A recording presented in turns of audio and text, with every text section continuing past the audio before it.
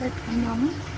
ఒక 2 మినిట్స్ తర్వాత దాంట్లో సాల్ట్, కొంచెం కారం అంతా వేసుకుందాము.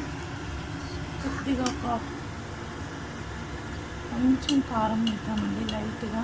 ఆల్రెడీ ఇందులో 1 స్పూన్ వేసాను కదా, 4 మిర్చీస్ వేసాను, కొంచెం వేస్తున్నాను. కొద్దిగా గరం మసాలా కూడా వేసాను కదా, అది స్పైసీ అయిపోతుంది. ఇప్పుడు మనం ఇందాక పన్నీర్ మ్యారినేట్ చేసాం కదా, ఇది వేసేసుకుందాం ఇందులో.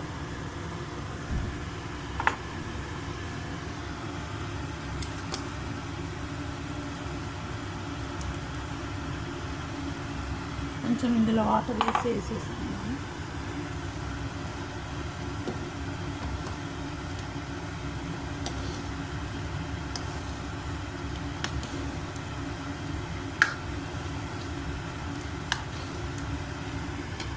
ఇందులో వాటర్ వేస్తామండి.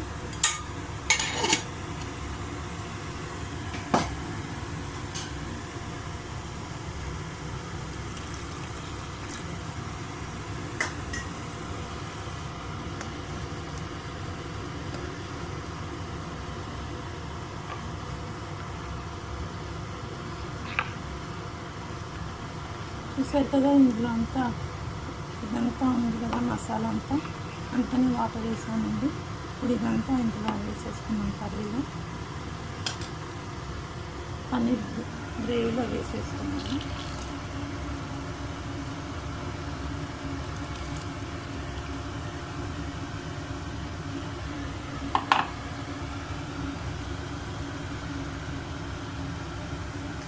మూత పెట్టుకుందామండి.